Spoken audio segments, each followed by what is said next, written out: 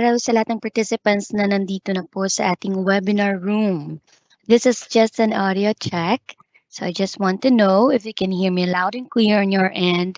Kung napanood nyo rin po yung video na pinlay ko, narinig nyo rin po ba yung sound? Maaari po kayo mag-respond through our chat facility. Salamat po.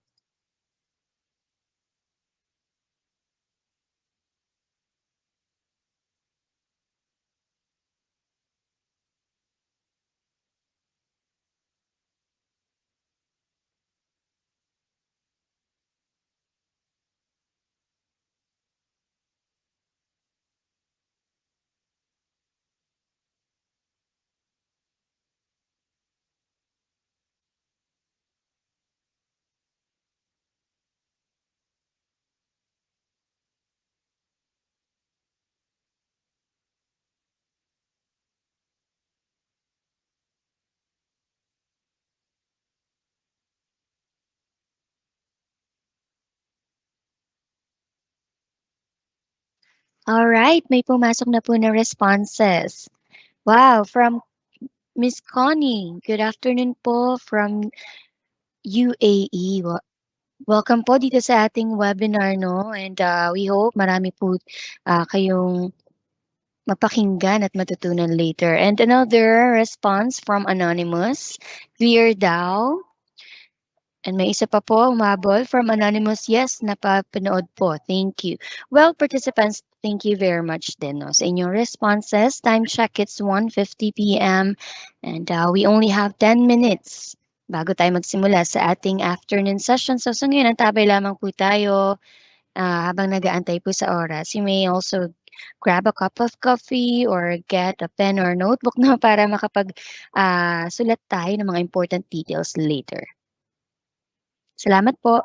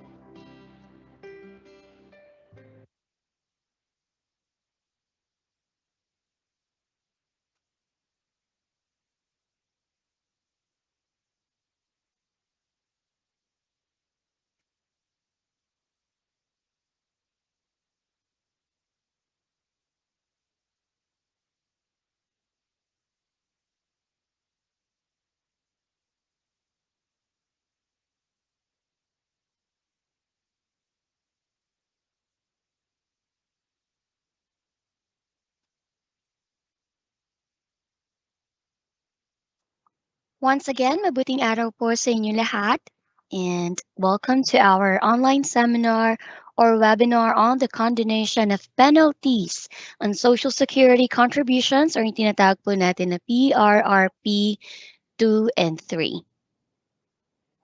Alright, ako po ay magpapakilala na. My name is Abigail P. Malyari. I will be your meeting moderator and I am from the Member Education Department. Now, participants, bago tayo dumako no, sa ating discussion this afternoon, we have few webinar reminders. Okay, para mas maging maayos po itong ating afternoon session. So first, video and audio functions for participants are turned off for us to focus on the presentation. So kung na-explore nyo na po itong webinar room, talaga pong naka-disable yung ating microphone and yung camera na facilities dito sa room for us to avoid distraction. Imagine niyo po kung anytime kahit sino po sa participants ay pwede mag-turn on ng mic or ng camera, maaari po makadistract, no? Focus po tayo sa pakikinig. Maaring yung ilan na katanungan sa isip natin, masasagot naman po pala agad, no, during the discussion. Now, after that, you still have questions that you would like to ask or raise. You don't need to worry. I-open po natin ang ating chat facility later for your questions. So, encourage everyone to please indicate nyo po yung inyong name or company name or kahit nickname man lang when asking a question so we can properly address you. An evaluation form link will be posted even before mag-end yung discussion, no? Ipo-post natin yung link for that. And aside from the link, may ipa-flash po ako sa screen na QR code. So, may options po kayo, no, on how to access our evaluation form. So, whichever is more convenient, dun po natin siya sagutan or i-access, okay? Please accomplish our evaluation form. And syempre, para makita nyo rin po yung link where you may download a copy of the presentation na ginamit ng ating speaker. Okay, huwag niyo po kakalimutan, after you submit the form, meron po dapat pa-prompt sa screen, dun po nakalagay yung link for the presentation. And for best viewing experience participants, please, we encourage everyone to please join the session using a laptop or desktop computer. Now, kung available lang po na device ay mobile phones, wala pong problema. Ang makikita nyo nga lang po sa screen ay mas maliit, no, compared to desktop or yung mismong laptop or computer, no. Bawi po talaga tayo sa pakikinig. Okay? Alright, and mapalad tayo dahil dalawa pong groups or departments or even division nga po ito no, yung kapartner po ng Member Education Department para po dito sa ating webinar session, no? So, uling paalala po sa lahat, the material in this presentation is prepared by the SSS Member Education Department and Large Accounts Division. And the information used are based on SSS programs and activities current as of the date of this presentation. It is strictly for the use of the participants and must not be recorded, reproduced, or circulated without the SSS, Large Accounts Division, and Member Education Department's prior written consent. No need to record participants, no need to take photos per slide. Kasi po, maaari nyo nga pong ma-download ang copy ng presentation. Okay? Hindi ko na patatagalin pa. So, we will be having two speakers for this afternoon. And ang di-discuss nga po nila ay about the condonation of penalties on Social Security contributions or what we call PRRP 2 and 3. So ang first speaker po natin ay from the Vismin Large Accounts Department. Senior analyst po siya doon, si Sir Raymark V. Casakite. And para sa second part po ng ating webinar session ay Corporate Executive Officer 3 of the Luzon South Section, Luzon Large Accounts Department, Miss Irene Acevedo Tejeda. Bibigay ko na po ang floor sa kanila. Salamat po.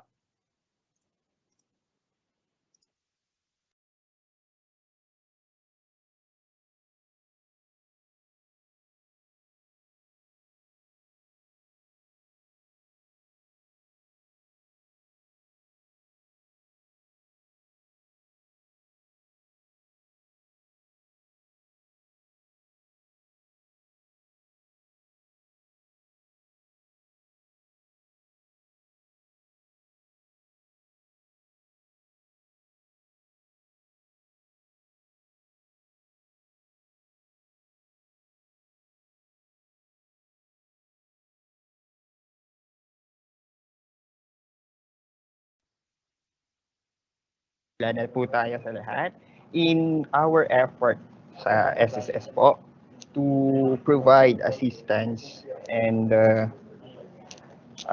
aid to our members and employers with the financial challenges brought by the COVID-19 pandemic.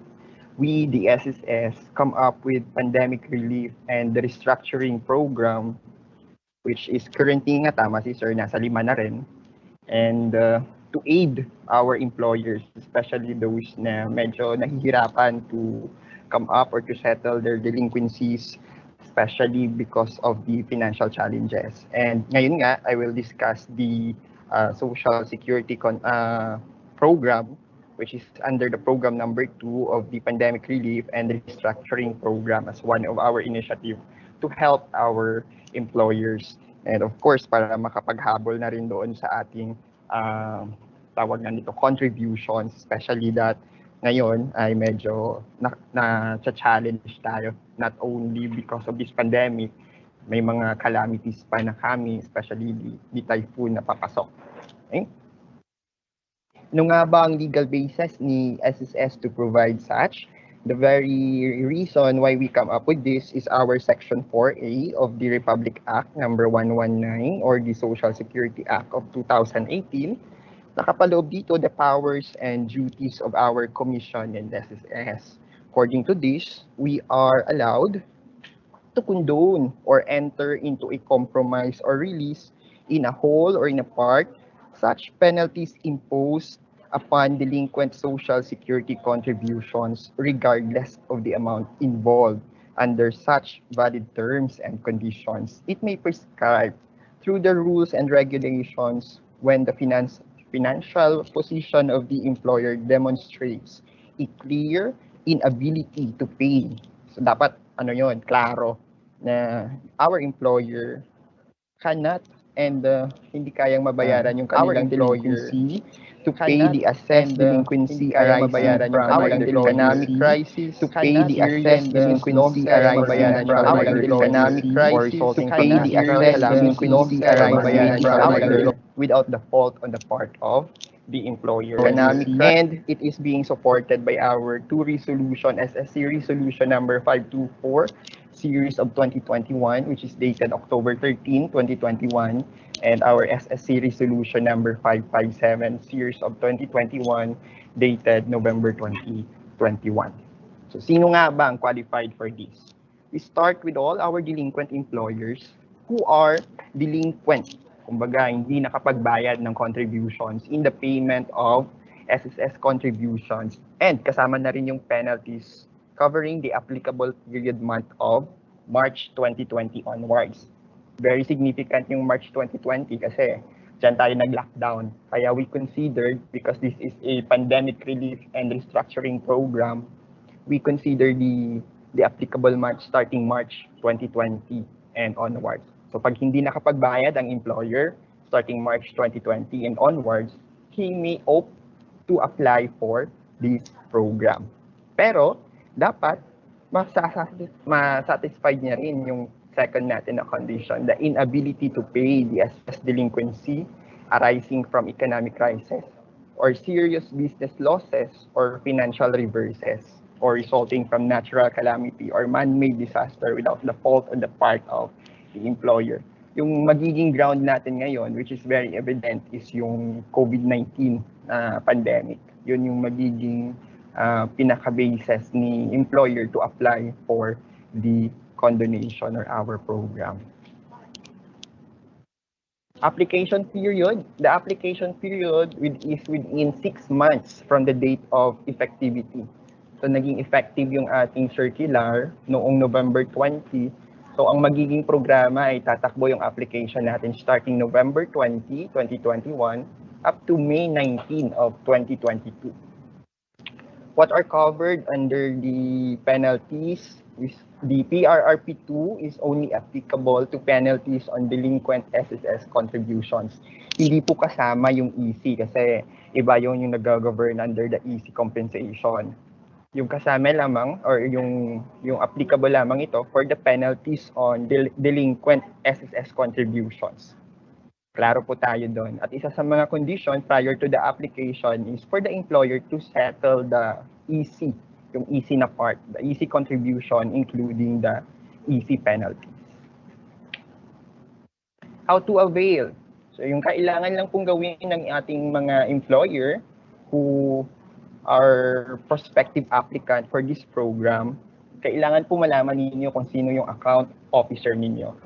You need to contact them. Bawat employer ay may corresponding na account officer. Sila po yung may jurisdiction for the account and sila yung nagmo-monitor ng inyong compliance. So part ng trabaho po namin yun to check if you comply with the SSS. Puntahan po natin yun or we contact through their email and then we need to submit the application form to the SSS kung under kayo sa branch or to the large accounts department pag yung classification naman ng account niyo is under the large account. Ito po yung ating application form we have for regular employer. Business employer po ito. Kasama dito yung ating mga under the corporation, single proprietor, partnership, cooperative. Ito po ang gagamitin nila na form to apply for. At saka yung bago, no? Yung joint venture at saka yung one-person corporation. Ito rin ang kanilang gagamitin. We classified them. Actually, we correct that one. It should be business employer. Okay? Covered rin po, kasama rin po yung mga household employer. So household employer, ito naman yung kanilang application form. Yung mga may kasambahay na hindi na nakapagbayad dahil nga po sa mga rason na binigay natin kanina. And then, may ibang application po pala sa partnership. So yung sa regular employer natin, kasama lang doon is yung corporation, single proprietor, joint venture, at saka one-person corporation. Yung sa partnership natin, we have a specific form for the partners na gagamitin to apply for our program. Okay?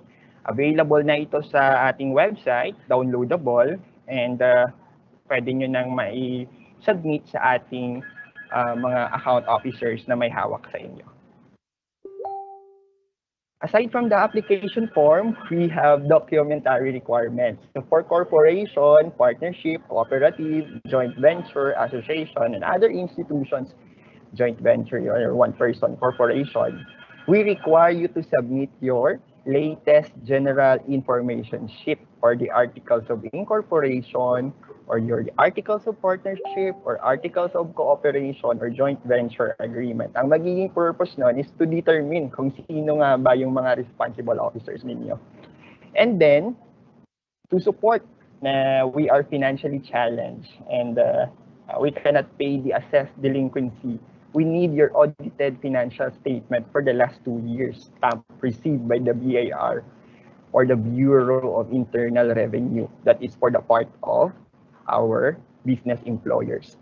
For single proprietorship and household employer, since hindi applicable yung general information sheet sa inyo, we require you the income tax return instead of the audited financial statement. That income tax return for the last 2 years should be stamp received also by the BIR or a duly notarized certification in the sources of funds to maintain the household if you are an household employer without the ITR. Okay? And may additional tayo for single proprietor and household employer. We have the sworn statement affidavit on the reasons for the inability to pay the assessed delinquencies without fault in its part. Gumawa na tayo ng pro forma for that and all you need to do is to secure that from your account officer. Ito yung magiging mukha niya. Okay? The applicant will be assisted in the preparation of the sworn statement affidavit by your responsible account officer. So, crucial na part bago mag-apply is kilalanin niyo muna yung inyong account officer. Dapat kilala niyo ang inyong account officer. And then we do require also the duly notarized secretary certificate. Ito naman, ang magiging purpose niya ito is that you state who is the responsible person who will apply or you authorize through a board resolution the name and position of the authorized person to sign the application form and apply for the condonation program in behalf of the company. Dapat na stipulated sa board resolution yung we allow kung si President or si CorpSec or kung sino ang ina-allow ninyo to apply and to sign for the condonation program. And duly notarized certificate signed by the general managing partner for the case of partners indicating the name of the partners who will sign and apply for the condonation program in behalf of the employer. Okay? Sa single proprietor, di na kailangan. Yun lang yung dalawang nasabi ko prior. And for the application, aside from the documentary requirements, we need the audited financial statement or the ITR. We also require all employers applying for under this program, in addition to the above mentioned requirements, to submit the following. Kasi yung option ninyo, either to pay in full or installment. So if the option is to pay in installment, we need the official receipt of the down payment, which is not less than 5% the amount of the principal delinquency. Kailangan yon as part of the requirement, attach yon along with your application form. And then, ito yung sabi ko kanina na hindi kasama si EC. So we need to pay in full the amount of the employee's compensation, contribution, and the penalty delinquency. Kasama yan. Either it is in full or yung option ninyo is in full payment or installment, dapat bayad yung EC at ang kanyang corresponding penalty. We allow also application for those employers na nagsara na or terminated or ceased to operate. For that case, we require letter of request for retirement or closure of business or barangay certificate of closure from the barangay where the business is located, or the original partnership dissolution agreement for partnership naman, or notice of dissolution for partnership, or the other one is BIR Form 1905 duly received by the BIR in addition doon sa application form, and to submit this notarized undertaking. So yung undertaking natin, kung yung business ay sarado na and meron pa silang arrears or may kailangan pa silang bayaran from March 2020 onwards. Okay? We proceed. Pwede rin naman yung mga employers with pending cases or final judgment, provided yung, again, yung period na covered ay March 2020 onwards lamang. Okay? Upon approval of the application under PRRP2, subject to submission of proofs of full payment or approved settlement scheme, we can actually request for conditional withdrawal of the case filed either in court or in prosecutor's office as a settlement to the delinquency for the month of March 2020 and onwards. Okay, pwede tayo sa kahit nagsara or sa employers with pending cases or final judgment. Pwede rin naman sa employers with pending application under installment payment scheme program kasi currently we have installment and dasyon in pago to settle your delinquencies. So kung meron kayong pending application subject for approval, you may apply for the condonation only for the period covering March 2020 onwards. So anong mangyayari? All pending or approved installment payment proposals shall only be deemed withdrawn or canceled upon approval by the SSS of the application under this program. Okay? Pag na-approve, i-withdraw natin yung inyong installment, either it's a pending or approved installment proposal sa inyong account officer, and then we proceed with the PRRP2 or yung condonation. So ang babayaran nyo na lang is the principal. We are going to condone the penalty, the corresponding penalty upon approval.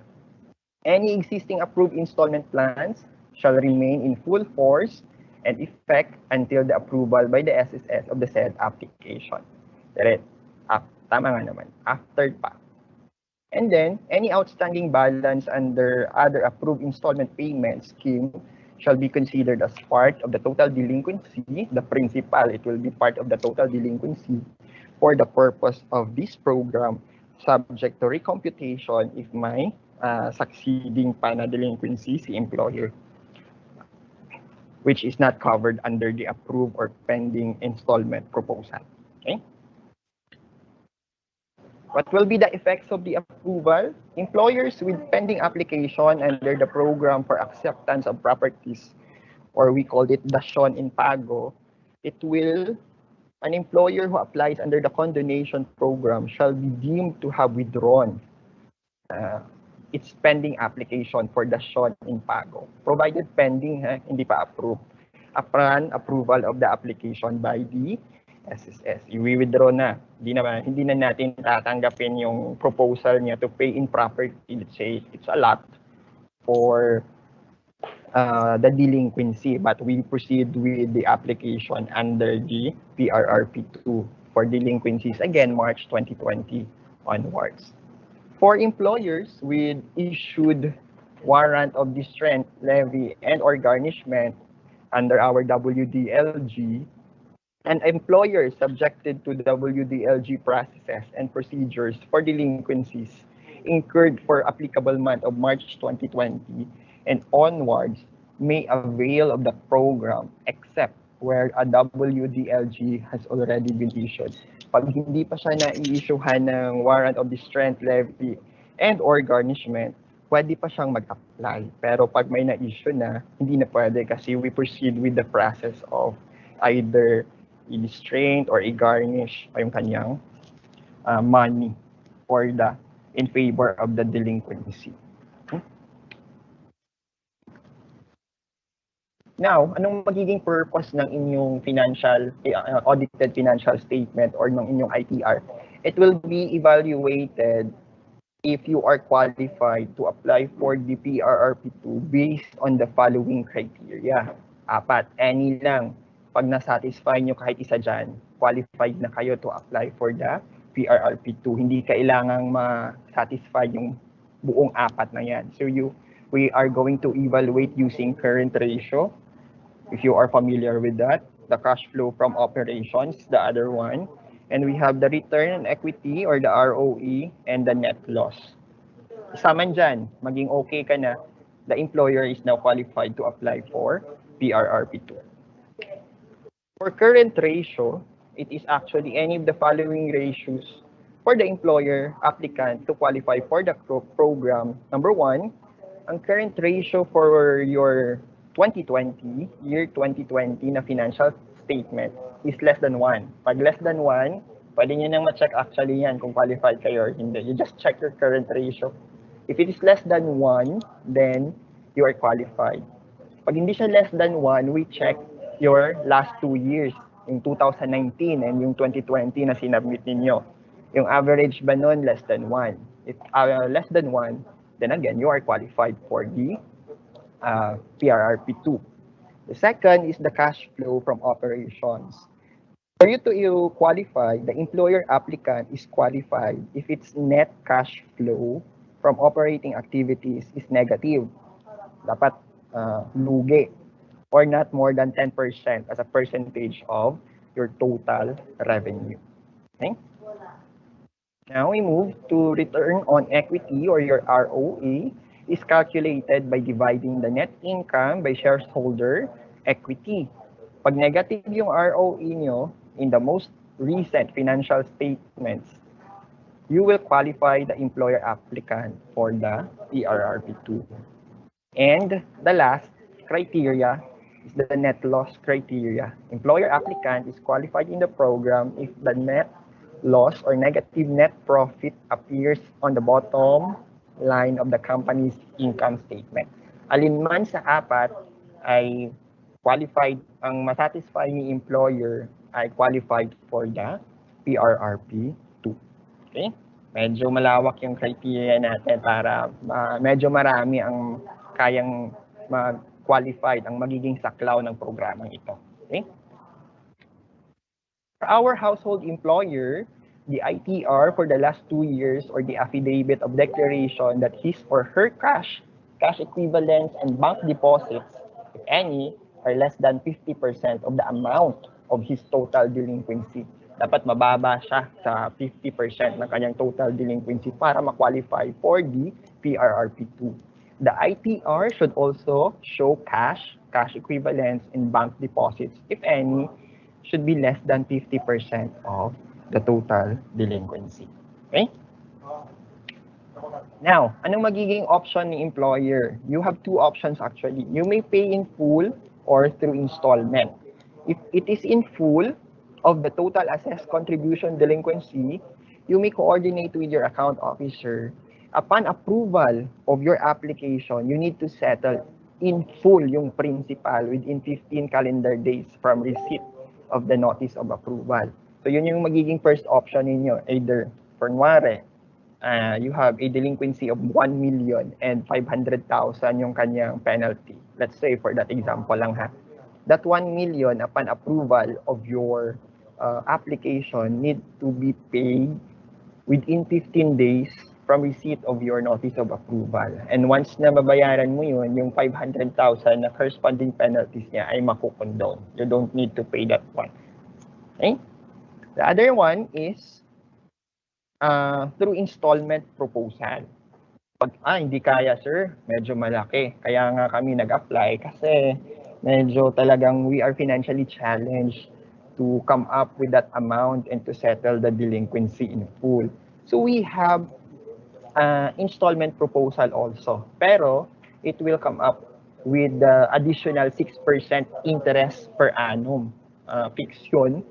And we require the employer to pay at least not less than 5% of the amount of principal delinquency. Parang magiging down payment nyo yun. So sa 1,000,000, minimum 5%, ang gawin na natin 100,000 ang inyong down payment. So you need to pay that 100,000 along with your application form upon submission sa inyong account officer.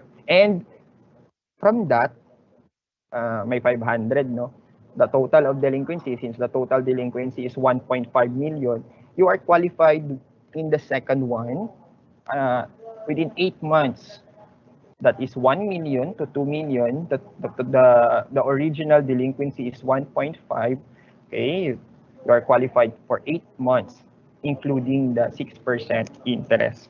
For that, to apply for installment. So 100,000, yung 900,000 plus 6% interest will be divided equally in 8 monthly amortization. Okay? Anong mangyayari if we failed to? Cancellation of the notice of approval issued by the SSS shall be deemed canceled under any of the following circumstances. Kumbaga, yung application ninyo parang magiging null and void if mangyayari yung mga ganito. 1, failure to pay in full within 15 calendar days. You applied for full payment pero hindi nyo siya nabayaran within 15 calendar days. So parang maka-cancel yung application. Let's say on the 16th, on the 17th, wala na, canceled na yung application ninyo. Any default in the payment under the approved installment proposal within the period provided therein. Kunwari, yung 8 months ninyo, yung isa doon na default, nang ipasok sa teller or sa amin sa SSS, na DAF, drawn against insufficient fund, walang laman. By that, automatic, we are going to issue you the notice of cancellation of your approved installment proposal under PRRP 2. And kasama sa mga condition ha, kasi we do not tolerate the kumbaga sinettle mo yung March 2020 hanggang December 2020, and then the next month hindi na naman, failure na naman si employer to pay. Along with the condition for the PRRP2 is for the employer to pay the current contribution. So dapat active from the time na na-approve. Kunwari ngayong December 2020, yung in-applyan ninyo is March 2020 up to November 2021. Dapat yung December 2021 onwards, upon approval, ay currently paid na. Hindi pwedeng hindi bayad. Okay? Magiging ground yun to cancel your notice of approval. That is failure to pay the current contributions from the month of filing of the application until the approval and for the entire duration of the approved installment proposal, if applicable. Now, what will be the effects of cancellation?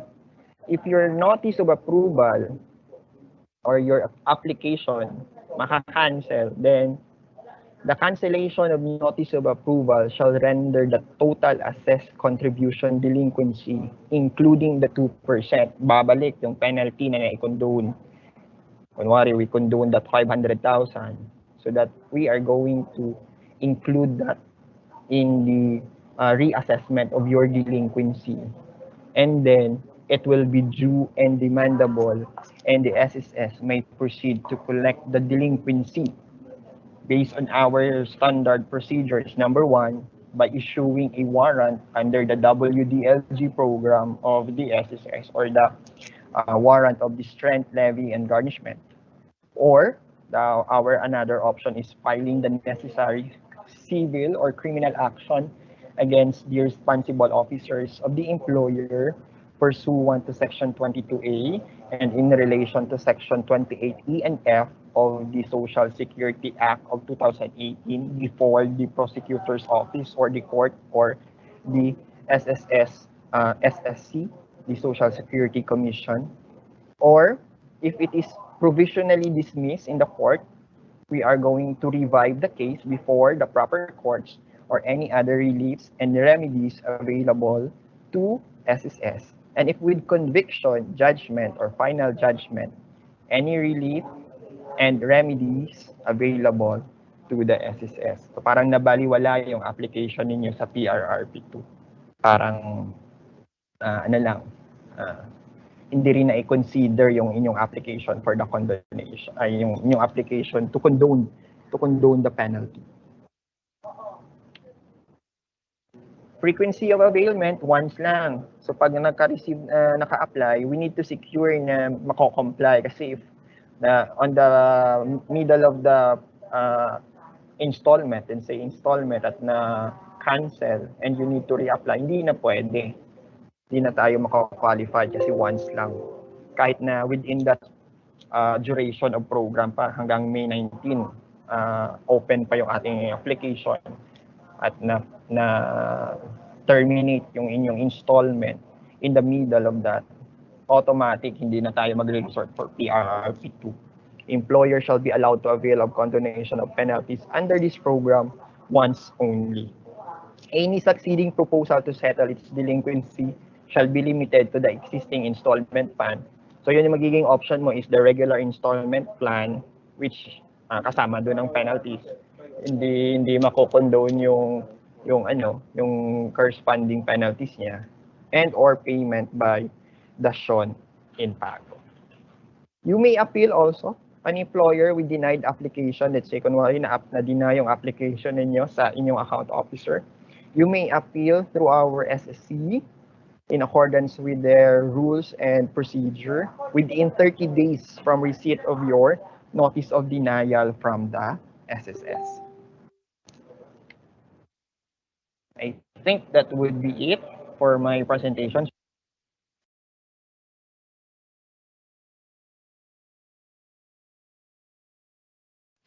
Thank you very much po for the detailed discussion, Sir Remark. And now, participants, ay dadako na tayo sa second part no, ng ating discussion. So, binibigay ko na po ang floor sa ating speaker na si Miss Irene Acevedo Tejada, Corporate Executive Officer 3 of the Luzon South Section. Pakinggan po natin.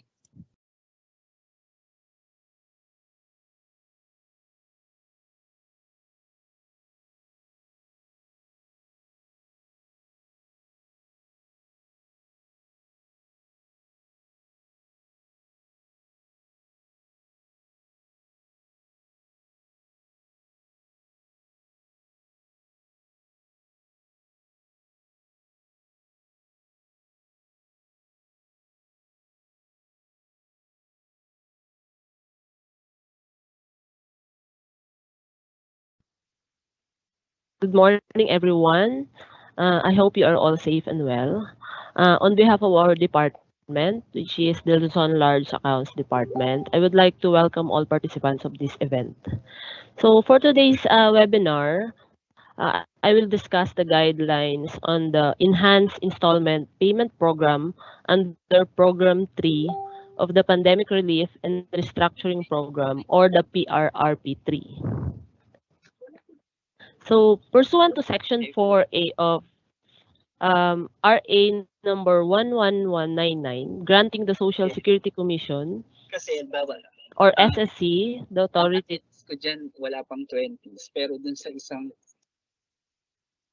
to approve the restructuring proposal for the payment of due but unremitted contributions and unpaid loan amortizations, and the SSC Resolution number 410, Series of 2021, providing for the pandemic relief and restructuring programs for the benefit of SSS members and employers affected by the COVID-19 pandemic. So the ECC, or the Employees Compensation Commission, and SSC, or the Social Security Commission, issue the guidelines for this program, the Enhanced Installment Payment Program, or PRRP3. So the salient features of this program, it covers all employers with unpaid Social Security and Employees Compensation, or EC contributions, for at least 6 applicable months. So either cumulative or consecutive po, including penalties as of date of application. Application period for this program is within 1 year po. So nag-start na po siya noong November 23. So for those employers na interested po to avail this program, pwede na po kayong mag-coordinate po sa inyong mga assigned account officer. And magra-run po ito until November 22, 2022. Installment terms po, 5% down payment of the total amount of delinquency will be required from employer upon filing of application. And ang kaibahan nito dun sa existing installment program ng SSS, mas mahaba po yung term nito, up to 60 months po. So para sa mga employers natin na medyo may mga delinquency po, mas magaan po yung pagbabayad under this program. And the employer has the option to apply installment payments to principal amount first. So yun po yung isa rin sa features nito, yung pwede po nating unahin bayaran yung principal, and then yung sa last part po ng term, doon na po natin babayaran yung penalty. Saka po natin i-apply sa penalty. And other salient features are, it has no interest on penalties, no financial capability test, which means po that SSS will not require the submission and evaluation of the employer's financial records. So yung katulad sa PRRP2, yung diniscuss kanina ni Mr. Raymark, so yun nagre-require tayo ng financial record. Pero pagdating po dito sa Enhanced Installment Program, hindi na po yun namin i-require sa employer. And good news din po ito dahil yung mga employer po na mga walang post-dated checks, they will be allowed to avail provided po that the delinquency amount, including penalties, less the down payment is 50,000 or below. So kung yung naiiwan na lang po na delinquency nyo ay nasa 50,000 or below, pwede po namin i-allow na hindi na po kayo mag-i-issue ng post-dated checks. Subject po yun sa submission ng duly notarized undertaking. Also, the employer may submit post-dated checks issued by third party. So kung wala po kayong PDC or post-dated checks, pwede po kayong gumamit ng ibang cheque ng kakilala nyo or na hindi po cheque ng company. Subject po yun sa submission ng duly notarized joint undertaking. So ito pong mga nabanggit na undertaking forms will be provided by the SSS. So mag-coordinate lang po kayo again. Siyempre po, dapat kilala natin yung ating mga assigned account officer dahil sila po mag-a-assist po para sa makapag-apply po kayo under this program. So who may avail the program?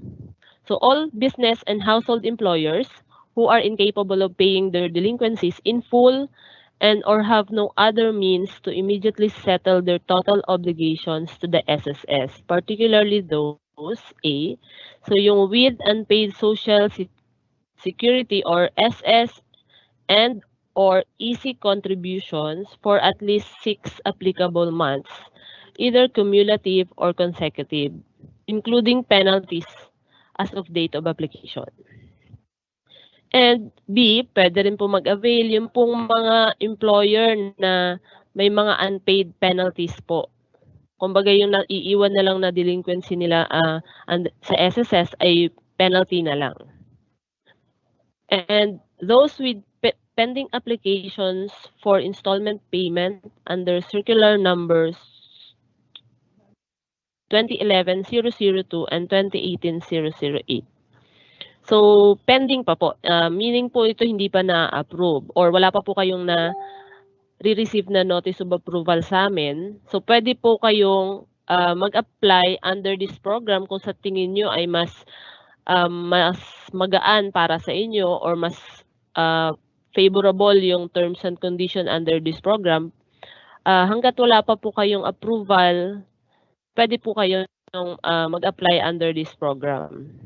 So, deem withdrawn na po or considered withdrawn na po yung application nyo under circular number 2011-002 or kung 28 under circular 2018-008 po yung application. Also those with pending applications for dasyon in pago, pwede po kayo mag-apply under PRRP 3. So how to avail po? Katulad ng sinabi ni Mr. Sakit, first step nyo po is kilalanin yung inyo pong assigned account officer. Kasi sila po yung mag-a-assist, magpe-prepare po ng ilang documents na kakailanganin nyo para po dito sa application na to.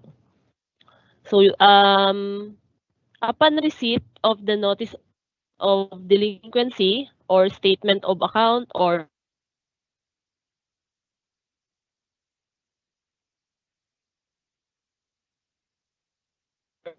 billing letter may na-receive kayo from our account officer, hindi nyo po siya informer shall submit the within 15 days po. So, first application for installment payment. So, eto po yun, yung itsura po ng application for installment payment. For single prop, ito pong nasa left, ito pong para po sa household employer, ito pong nasa right. So, naka-indicate po dyan lahat ng details na kakailanganin natin sa installment application. So, next requirement po is the 5% down payment. So, dapat po bayad nyo na siya, may resibo na, i-attach nyo po yun sa inyong application. So, yung computation po, ang magpo-provide din po niyan is yung inyong account officer. So, supporting documents.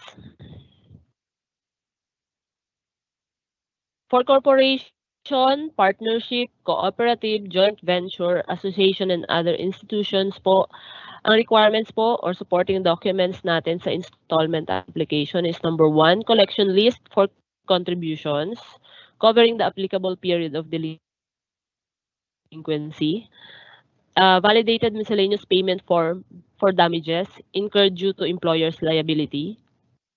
And latest General Information Sheet or GIS, Articles of Incorporation, if wala pong GIS, Articles of Partnership, Articles of Cooperation, Joint Venture Agreement, and other documents showing the responsible officers.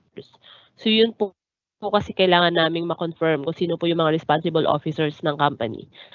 And duly notarized Secretary's Certificate or Board Partnership Resolution authorizing any officer of the employer, if existing, to sign the Installment Payment Agreement or IPA. So, Ito yung itsura po ng installment payment agreement natin. Nakalagay po diyan yung mga terms and condition and obligations na dapat pong sundin ng both parties po. So, nakalagay po diyan na ang employer dapat po mag-remit ng current contribution, mag-advance ng sickness and maternity benefits,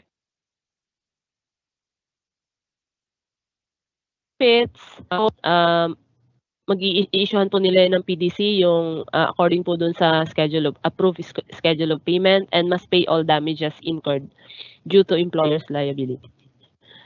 So, ito po yung installment payment agreement ng business employer or regular employer with post-dated checks.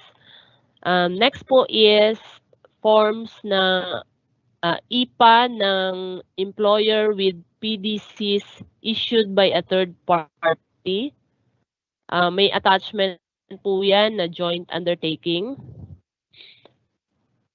Next po, ito naman yung kung walang PDC po yung employer, ito po yung mga 50,000 and below yung delinquency. So may attachment din po yan na undertaking. And then for household employer, ito yung tsura po ng kanilang IPA. So lahat po ito ng forms ay ipo-provide sa inyo ng assigned account officer ninyo. Depende po doon sa depende po kung saan po kayo maka-qualify or alin po kayo, kung household kayo or regular with PDC. So sa assigned account officer nyo po yung magbibigay nito sa inyo.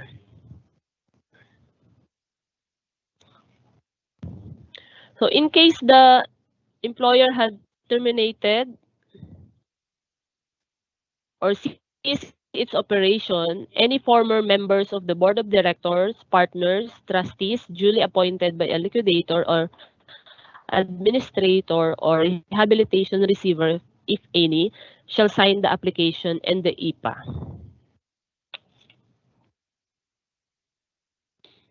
So for single proprietorship, ang supporting documents natin is, again, collection list covering the applicable period of delinquency, miscellaneous payment form for damages, and current or latest business permit or DTI registration, or a certification from the BPLO if the employer had ceased operations. For household employers, supporting documents are collection list for contributions and validated miscellaneous payment form for damages if any lang po, if meron lang po silang employer liability.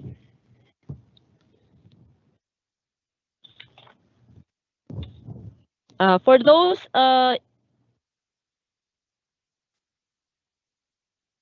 employers with pending or civil criminal cases, judgment, final judgment, resolution or conviction.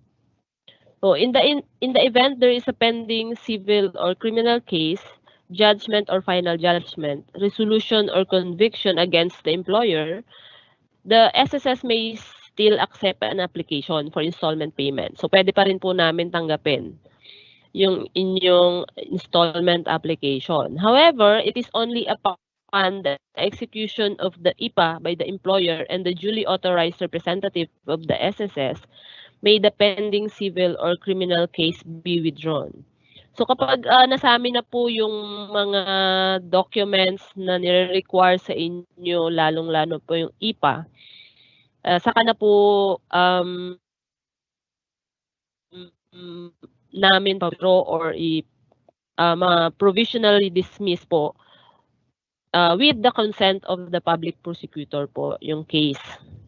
So this is without prejudice to the refiling or revival of the case if provisionally dismissed or any other relief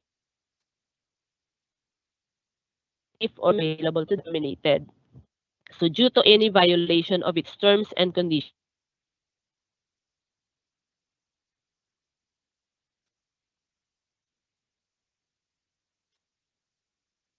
And assigned judicial bodies may also avail of this program.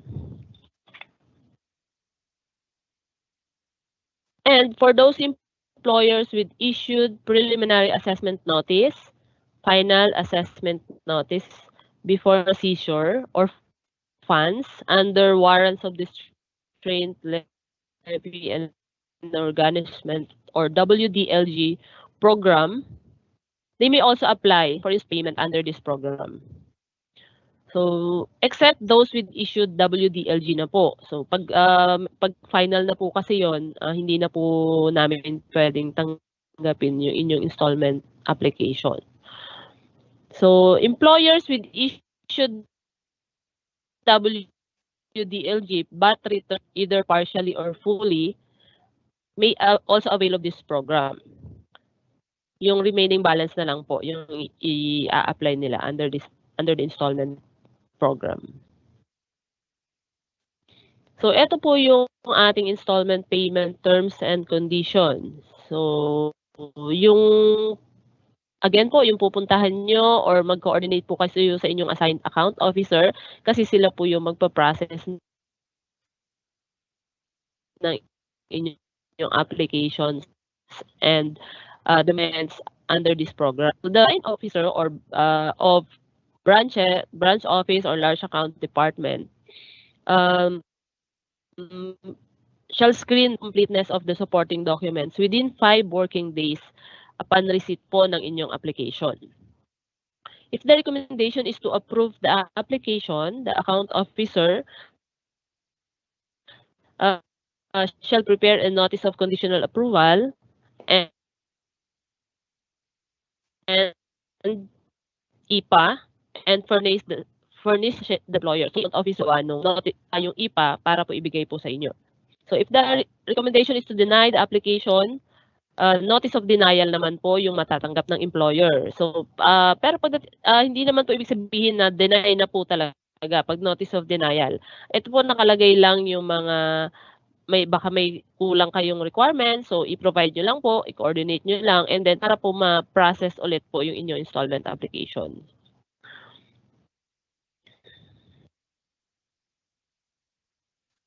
So, ayun mo, nabanggit ko na, terms and conditions po under the installment payment agreement is the employer must remit current contributions every month.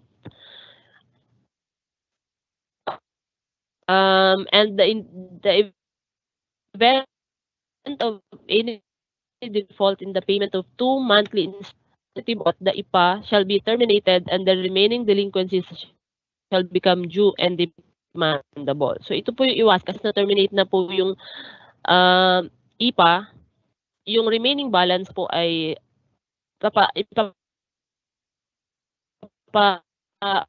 sisingilin na po ng buo yun ng The employer shall be considered in default if the dishonored check is not replaced in cash or manager's check within 5 working days from date of receipt of the notice of dishonored check. And alam naman po natin lahat itong mga employer na dapat i-advance po natin yung sickness and maternity benefit na lahat ng employees. So the employer also must pay all damages incurred due to employer's liability, if any. So ito pong maximum number of monthly installment na allowed depo sa total amount of delinquency. So up to 50,000. Maximum number of months po is hanggang 9 months po nyo pwedeng bayaran yung inyong pong delinquency. So 50,000 to 100, 12 months. Up to 500,000, 100 to 500, 18 months. Then 24, then 36, 5 million to 10 million is 48. At yung maximum term po natin, if yung delinquency ninyo is over 10 million, 60 months po ang inyo na SSS. So the other terms and condition po, pwede nyo pong bayaran in full agad yung principal and then yung penalties po yung i-installment ninyo. Pwede rin po unahin yung principal, for example, 24 months. 12 months, first 12 months principal, principal po muna, then yung last 12 months natin ilagay. So, pwede rin po yun. And kung medyo may fund na po yung company na you wish to terminate na yung i-fulfill na po yung installment kahit po hindi pa natatapos yung term, nasa kalahati pa lang kayo ng term, pwede po mag-coordinate lang po kayo sa inyong account officer. Pwede nyo pong bayaran po yun in full kahit na hindi pa po tapos yung term. So, other obligations ng employer, so within 10 calendar days from receipt of the notice of conditional approval, dapat po nasa amin na yung duly notarized or installment payment agreement. So, within 10 calendar days, paki-take note na lang po. And, yung pong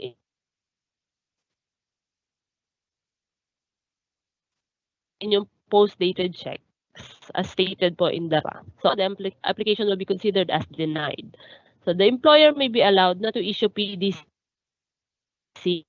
So, nabanggit ko na rin po yan kanina. So, employer or third may be allowed to replace or cancel the issued PDC in case of any change in its authorized signatory or closure bank.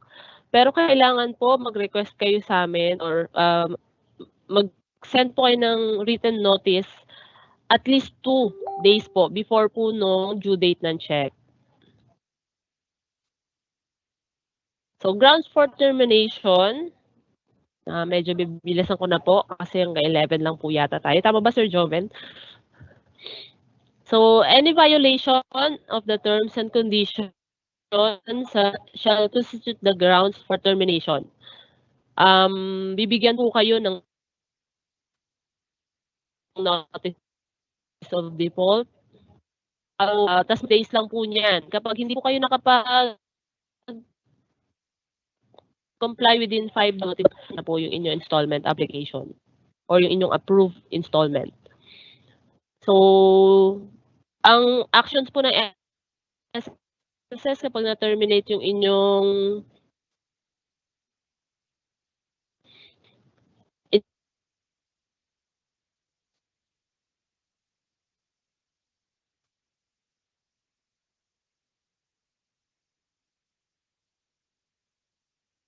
installment, first, pwede kami mag-issue po, i-refile and then i-revive po kung provisionally dismiss. So, and other relief and remedy po available to the SSS para lang po masingil po namin yung balanse po ng inyong installment, inyong delinquency under the installment program. So the employer will receive a notice of termination of the IPA shall not be allowed to reapply for another installment payment covering the same period of delinquency. Pero po, bibigyan pa rin namin kayo ng consideration. Pwede po kayong mag-request, written request po for reconsideration within 5 working days from receipt of the notice of termination. So kahit may termination na po, meron pa rin kami ibibigay na another 5 working days para po ma-reconsider yung pong installment plan. So, ayan po. Depende, mayroon po tayong mga authorized officer kung sino yung mag-approve or magde-deny ng inyong mga request for reconsiderations.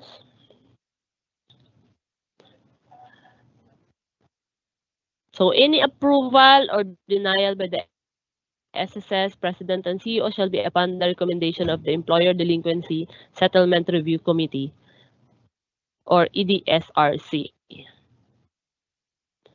So the monthly installment payment shall be applied to the amount of the contribution and penalties if applicable or as stated in the installment payment schedule. So susundin po natin kung ano po yung approved installment schedule.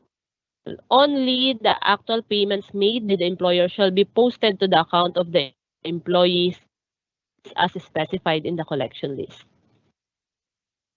So, nabanggit ko na rin po yan, withdraw na po kung sakaling meron kayong pending application under the existing installment programs of SSS.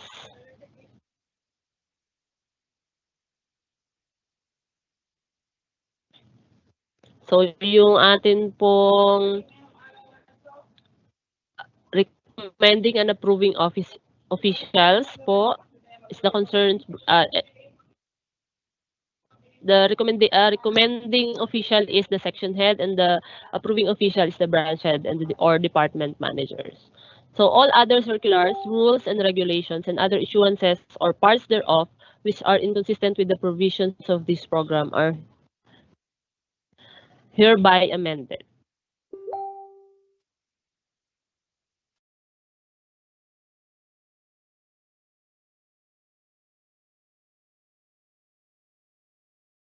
Alright, maraming salamat po sa pakikinig 'no, sa ating, detalyadong discussion tungkol po dito sa ating topic, yung ating pong condonation of penalties on Social Security contributions or yung PRRP 2 and 3, Pandemic Relief Restructuring Program 2 and 3. Okay, ipo-post ko na po yung link para sa ating evaluation form. Paki-check niyo na po sa ating chat box and, para makita niyo na rin po yung link where you may download a copy of the presentation. So, parang 2 separate, presentations po yung mada-download ninyo. So, please wag niyo po muna agad iko-close yung window after you submit the form dahil meron po kayo dapat makita na link where you may download the presentation. And, may gusto lang po ako i-promote sa inyo. So, again, maraming salamat po sa ating mga speakers. Ito po yung gusto ko i-promote sa inyo, itong ating Excel portal. This is a free computer-based training program that can be accessed at your own pace, own time, no? For free, wala kayong kailangang bayaran. So, dyan po may mababasa kayo at maaaring pag-aralan na different modules. Every end of each module, meron pong post-examination na once na ma-obtain po ninyo yung passing rate of 80%, maaari po kayong makareceive ng Certificate of Completion. Alright, next. Para po sa mga employers or employer representatives na nakikinig ngayon, no, kung gusto niyo po mag-conduct ang Member Education Department ng online seminar para lamang po sa inyong mga employees, all you need to do is to send us your requests through email. Nakapost po sa chat box yung email address ng aming department and ito rin po nasa screen, member_education@sss.gov.ph. On the body of your email, you just need to indicate of course, kailangan nandun po yung company name ninyo, your preferred date and time, and expected number of participants. Minimum po na nire-require namin at least 20 or 25 participants, okay? And more. Alright, meron din po kaming in-depth information seminar para din po ito sa mga employers or employer representatives lalo na yung nagha-handle mismo ng SSS benefits sa kanilang company. Okay? This is a 2-day intensive online training on the Social Security and Employees Compensation Programs, including updates at ang inaabangan po ng lahat, computation of benefits, tinuturo po dito. Okay? So, this is for free. Again, limited slots nga lang po at napakadali rin pong maubos ng slots. So check nyo na po yung link na nakapost sa ating chat box where you may register and check for other schedules. Okay, na may vacant slots pa. And babala sa publiko, please, paulit-ulit po namin itong pinapaalala no, sa ating mga SSS members. Mag-ingat po kayo sa mga online scammers, fixers at nagpapakalat ng fake news. Okay? Marami pong nababalita ngayon no, na dahil po sa mabilis nilang pagkapaniwala 'no, sa mga ganyan, ay marami pong na-hack na accounts 'no, either social media accounts or bank accounts, 'di ba? Mag-ingat po tayo, maging wais po. And, para makiwas nga po sa mga ganyan, please only follow verified SSS social media accounts. As you can see, we have Facebook, Instagram, Viber, Twitter, and meron din po kaming YouTube account. Diyan po marami kayong mapapanood na very informative videos. And again, participants, ito na po yung QR code for our evaluation form. Okay? At kung saan po ninyo mas madaling ma-access yung ating evaluation form, yung po gamitin natin. Meron din pong link sa ating chat facility.